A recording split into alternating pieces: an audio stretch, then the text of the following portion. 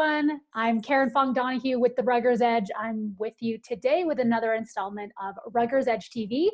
Something a little bit different we thought we'd try is I'm not going to have a guest. However, I am going to go over a topic that I often get questions about when I do my seminars or when I meet with families. And that question is, how do you evaluate a rugby program? I know that quite often, you might have a list of colleges and you're trying to compare one to the other, or you're not really sure how one would stack up with all the others that you've heard about. So we're kind of going to go over some of the process that I would recommend you do in order to round out your list and make sure you have a good sense of what colleges are available. One of the first things before I kind of jump into that is to make sure that you do have a good sense of what the landscape of rugby looks like. If you've ever watched one of my other webinars, you would know kind of the basics. So just, in a nutshell, on the men's side, you have a couple different divisions and they're all managed by USA Rugby. So you have D1A, you have D1AA, and you have Division 2, and then you have NSCRO, which is National Small College Rugby Organization. That's on the men's side. Now on the women's side, kind of equal to them, you would have women's D1 Elite. You also have the NC2A schools. You also have D1, Division 2, and they also have NSCRO. So as long as you kind of know what those are, I'll do another session to kind of go more into detail about what that means.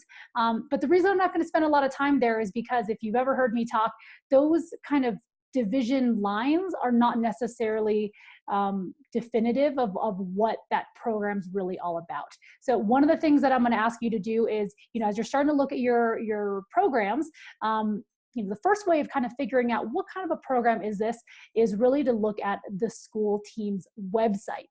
So I am going to pull up my screen here, and what you should see is Cal Berkeley Athletics. So obviously Cal, has historically had the, gold, kind of held the gold standard in terms of college rugby. And one of the things you're going to notice here, so I'm at the calbears.com website. I'm going to go here to the sports button. It's going to list all of the sports that Cal supports, the school itself, the institution. And you're going to see here under men's sports, as we go down, we go through kind of the mainstream sports, and yep, there it is. There's rugby. We're going to click on it. So right away, one of the things I know about this school, this is an intercollegiate athletics program. So they are supported by the school. They're in the same, even you saw there in the drop downs, they're in the same grouping as kind of your typical sports you would see, swimming and diving, tennis, track and field, that sort of thing. So that's good for us to know. So back to rugby. One of the things is I'm looking through this website. Let's say I knew nothing about Cal Berkeley. I might want to look at maybe the schedule. So I want to see who else they're playing. I might also want to see what dates they're playing if I'm nearby, if I'm going to do a visit.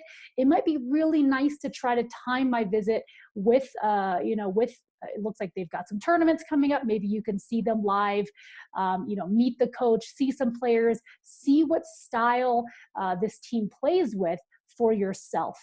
I think one of the things is you might have in your brain a certain thing of, I could play there, I couldn't play there. You kind of don't know till you're, kind of have your feet on the ground. So seeing a rugby schedule is really important. You can also see who they play and what division they're in. So that's schedule. You might also take a look at the roster. So I look at this quite often as well. If we look at what the roster looks like, this was 2019 to 2020, which is right now. You can see a little bit about, what these student athletes, you can kind of see a little bit of their sizing. You can see where they come from, as we kind of scroll through their roster here. You have quite a lot of students that are maybe international, right? So there's an Australian player, there's someone from the UK, someone from New Zealand. You can also look at the size. So Sam Cusano, who's listed here, I just saw him last weekend at Rugby Town. He was with Collegiate All-Americans. He's a big kid. And I think you have to think about that. If you are a wing, granted, Sam here is a senior, but you're thinking about this program, you might want to start to consider, is this a program I can compete at? Is this a realistic option for me? Am I going to make a difference on this team?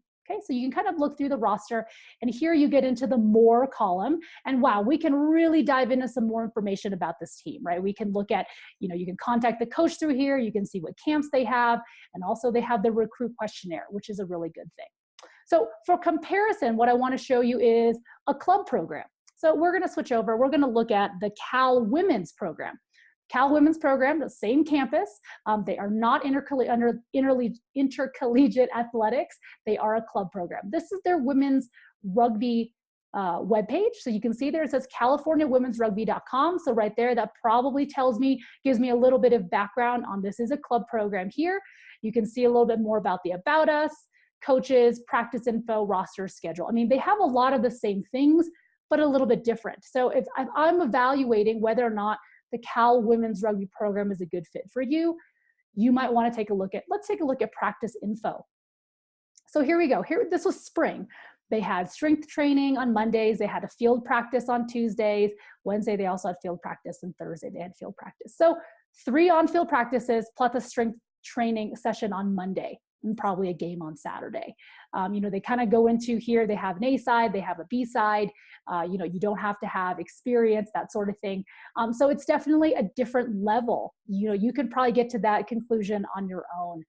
But as I look through here, I'm looking at, 2, 4, 6, 8 required trainings, 8 hours plus a game. So we're probably maybe at 10, pushing at maybe 12 hours of commitment for this team, right? Okay, so now that we've looked at 2 different websites, the next thing that I might recommend is take a look at video. Now, for those of you who are looking at programs, it's such a different time than, even 5 or 6 years ago when you didn't have as many teams that would put games online. So here is a very good example. This was the 2019 Women's D1 Elite National Semifinal. This is Life versus Penn State, right? An amazing game, super high energy, tons of work rate, big hits. This is something that I would definitely recommend you take a look at. I'm not going to make you guys watch the video, but you can certainly start to kind of Google or look through YouTube and really start taking a look at what these games look like. So I just put in D1 Elite Women's National Championship, but maybe you're like, oh, I'm interested in Davenport. You might go ahead and look at Davenport University men's rugby. And then we would see what games are on here, right? So here is Davenport versus Life. This would be a great one to watch and take a look at, again, what kind of style, look at the players, what kind of level are they playing at? Something I commonly look at would be scrums. You can kind of see how technical these teams are. Obviously the stronger teams tend to have bigger packs. Maybe we're looking at size of, the men or the women. And you can, again, as a player, start to evaluate where do you fit into this team? Okay. Now, the last thing I'm going to mention in terms of evaluating a program, because we already talked about what is the structure of the team.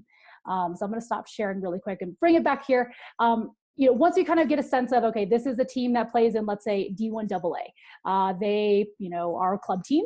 They practice 4 days a week. And they have 15s and 7s. Let's say we get that part.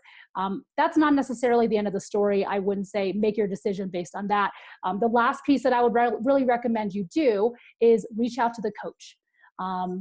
So hopefully if you're on that website, you would find, contact coaches or find a drop down for coaches and go ahead and reach out.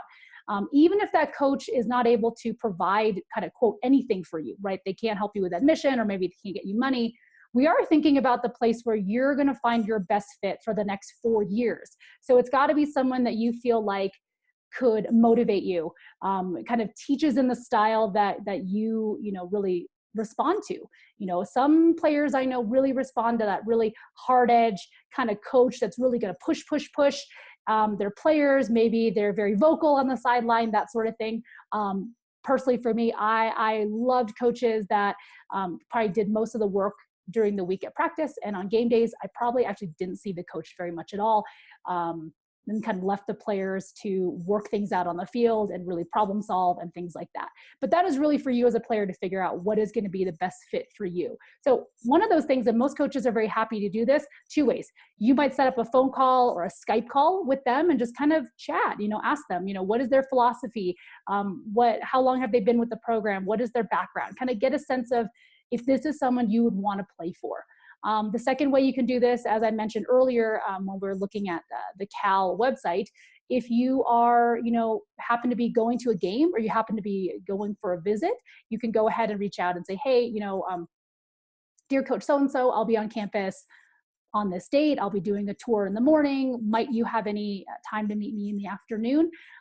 Again, meeting someone in person, you really get a feel for, kind of, do you like this person? Do you want to play with this coach? Do they kind of click with you? I'm sure you've certainly met some coaches in the past that weren't really your style, and you probably wouldn't look forward to, working for them or doing things the way that they're asking. Those are important things to consider. Again, this is going to be someone who is going to be guiding you through the next 4 years of your rugby career. So we do want to make sure to kind of do your due diligence and ensure that that's going to be a good fit.